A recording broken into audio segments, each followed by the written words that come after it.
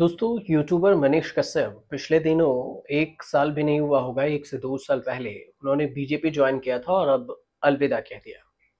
मनीष ने फेसबुक पर लाइव आकर बीजेपी से इस्तीफे का ऐलान किया। उसमें बहुत सारी चीजें उन्होंने जिक्र की है। मनीष कश्यप पिछले लोकसभा चुनाव के दौरान ही बीजेपी में शामिल हुए थे। 1 साल भी नहीं हुआ। दिल्ली के जो पूर्व अध्यक्ष और सांसद मनोज तिवारी और बीजेपी के राष्ट्रीय मीडिया प्रभारी अनिल बलूनी ने उन्हें पार्टी में शामिल कराया था। अब 1 साल के अंदर ही बीजेपी से मोह भंग हो गया। सोशल मीडिया पर अच्छी खासी इनकी फाइल फॉलोइंग है और बिहार में सरकारी महकमे और सरकारी कामों में भ्रष्टाचार होने का दावा कर सोशल मीडिया पर अच्छे खासे पॉपुलर है।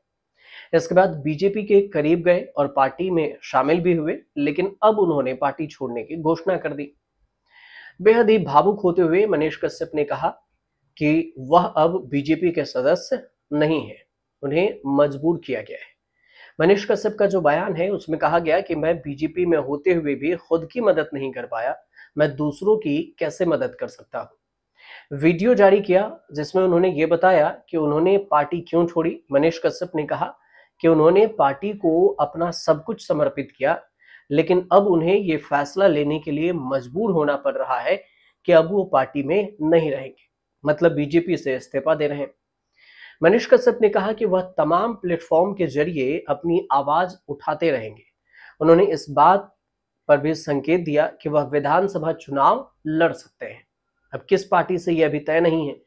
2020 में भी उन्होंने चुनाव लड़ा था और चनपटिया विधानसभा सीट से उन्होंने 2020 विधानसभा चुनाव लड़ा था। तब उन्होंने आधिकारिक नाम भी लोगों को बताया था। उनका आधिकारिक नाम त्रिपुरारी कुमार तिवारी है। इंजीनियरिंग की पढ़ाई की है। मनीष कश्यप उस वक्त जबरदस्त चर्चा में आए थे जब उन्होंने कोरोना के दौरान एक वीडियो जारी कर दावा कर दिया था कि बिहार के प्रवासी मजदूरों को तमिलनाडु में परेशान किया जा रहा है।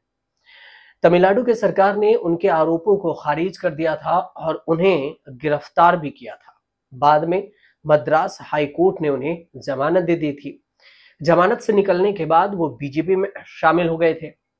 लेकिन अब मनीष कश्यप किस सीट से चुनाव में उतरेंगे ये अभी तय नहीं है। उन्होंने लोगों से पूछा है कि वो उन्हें कहां से चुनाव लड़ना चाहिए और किस पार्टी से चुनाव लड़ना चाहिए या फिर अकेले लड़ना चाहिए।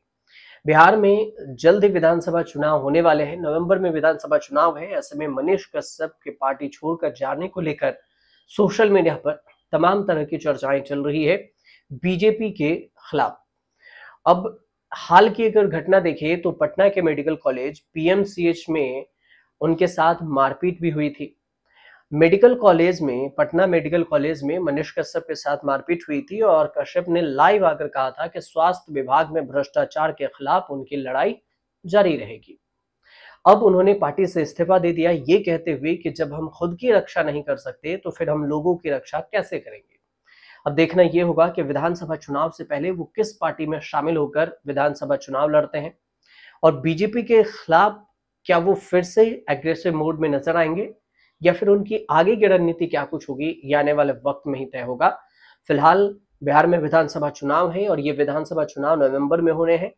2 गठबंधन है जिसके मुख्य मुकाबले बताए जाते हैं एनडीए और इंडिया, मतलब एक तरफ कांग्रेस और आरजेडी वाले गठबंधन तो दूसरी तरफ जेडीयू और बीजेपी की गठबंधन। नीतीश कुमार अभी सत्ता में है, तेजस्वी यादव विपक्ष में। दोनों के तरफ से देखें तो मुकाबला तगड़ा नजर आ रहा है, लेकिन कौन किस पर कितना भारी होगा ये विधानसभा चुनाव के बाद पता चलेगा। फिलहाल आपको जानकारी सही पहुंची हो तो हमारे चैनल से जुड़िए, सब्सक्राइब कीजिए, शेयर कीजिए, कमेंट जरूर कीजिएगा।